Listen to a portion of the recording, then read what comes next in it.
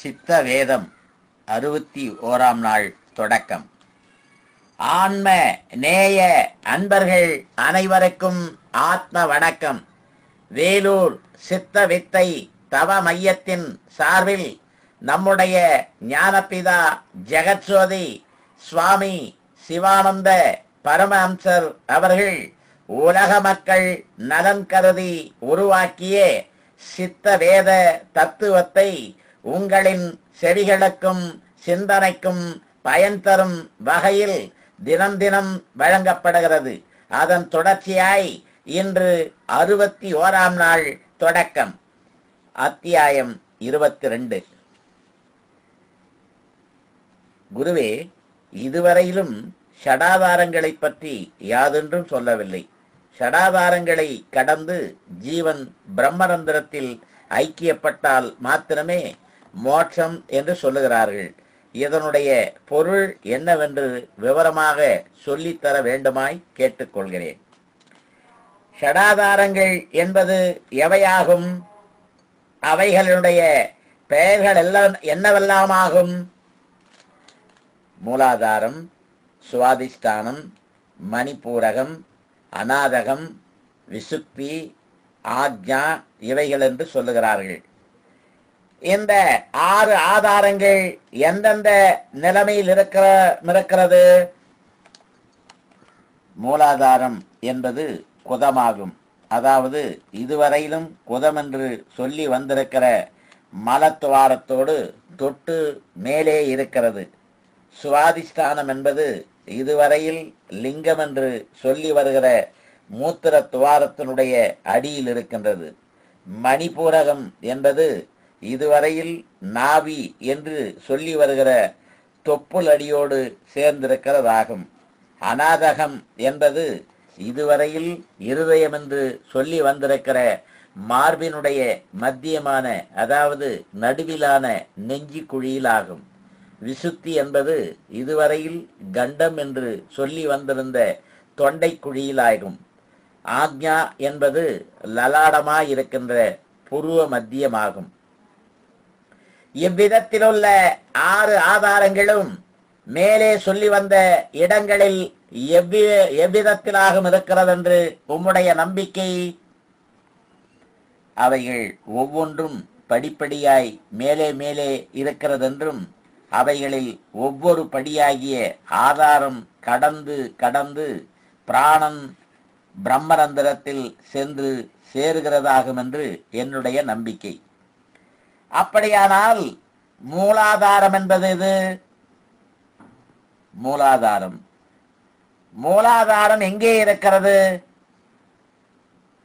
மூலமாய் இருக்கிற மலத்துவாரத்தோடு சேர்ந்திருக்கிறதானால் அதற்கு மூலாதாரம் என்று சொல்லுகிறது. ஆனால் பிராணன் நமக்கு உள்ளிலோ வெளியிலோ இருக்கிறது? பிராணன் உள்ளிலாகும் இருக்கிறது. உள்ளில் இருக்கிற பிராணனை மலத்துவாரம் வழியாய் கடத்தி கொண்டு போகின்றது எவ்விதத்திலாகும்?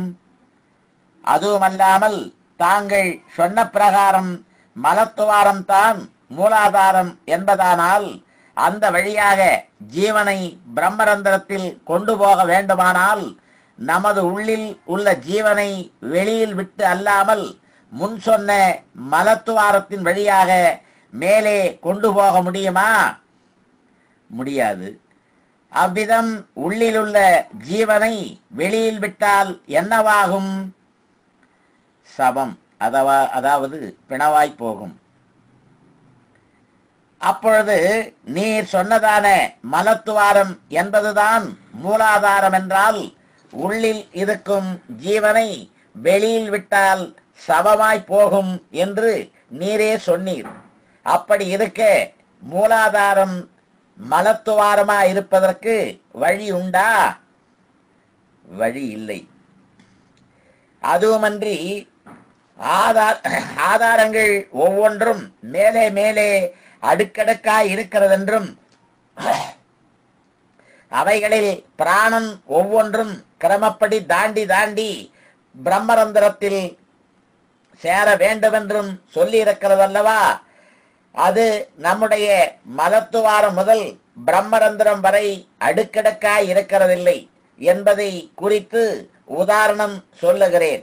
அதாவது தனியாக ஏதாகிலும் ஒரு வழியாக போகும்போது திடீரென்று நமக்கு தெரியாமல் ஒரு வெடி சத்தமோ வேறோ கேட்டு நாம் திடீரென்று பயப்படும் போது நம் ஜீவன் என்னவாகிறது? அப்பொழுது நமது ஜீவன் திடீரென்று மேலே ஏறி போகிறது. அது எவ்விடமிருந்து ஏறி போகிறது? நமது உள்ளில் இருந்தோ வெளியில் இருந்தோ?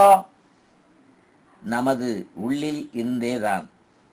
அப்படி உள்ளில் இருக்கின்ற ஜீவன் திடீரென்று மேலே ஏறி போனால் அவர் எந்த நிலையில் இருப்பார்?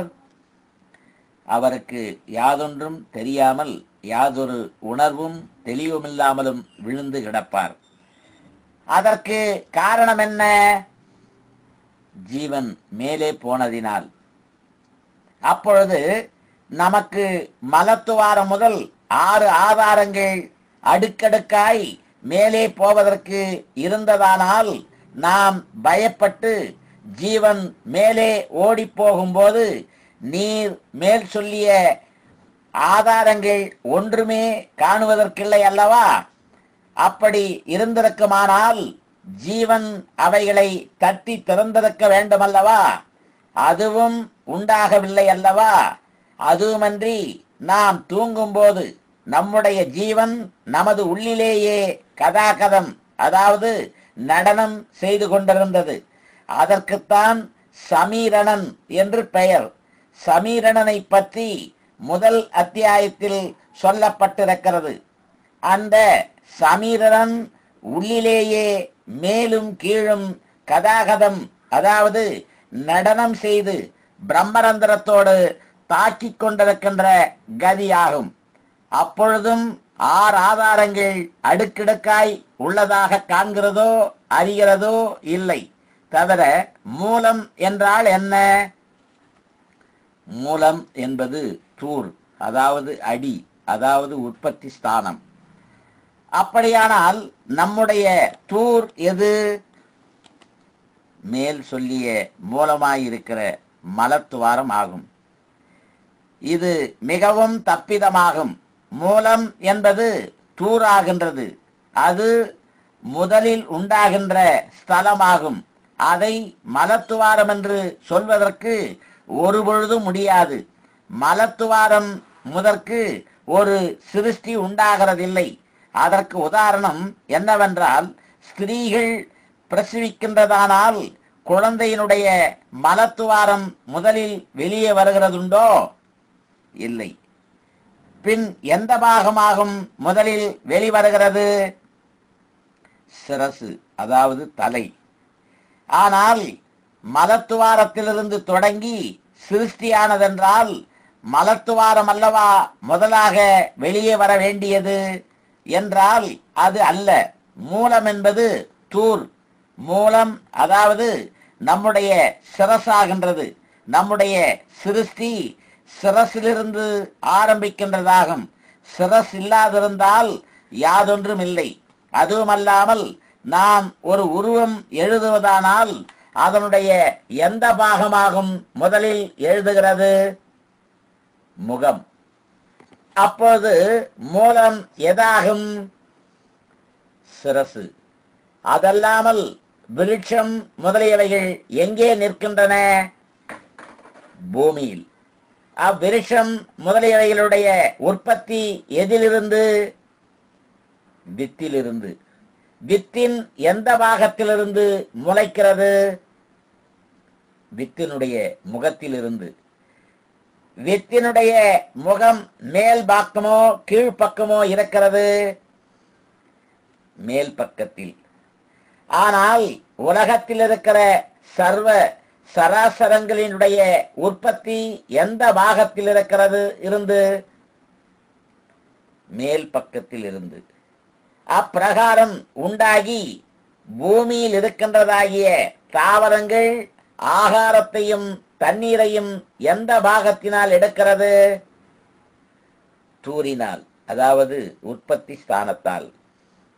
அதல்லாமல் தாவரத்தினுடைய கிளைகளுக்கோ அதன் குச்சிகளுக்கோ அக்ரம் அதாவது முளைக்கோ தண்ணீரோ உரமோ அதாவது எருவோ இட்டால் பிரயோஜனப்படுகின்றனவா? இல்லை. நன்று. நாளைக்கு தொடருவோமா? ஆத்ம வணக்கம்.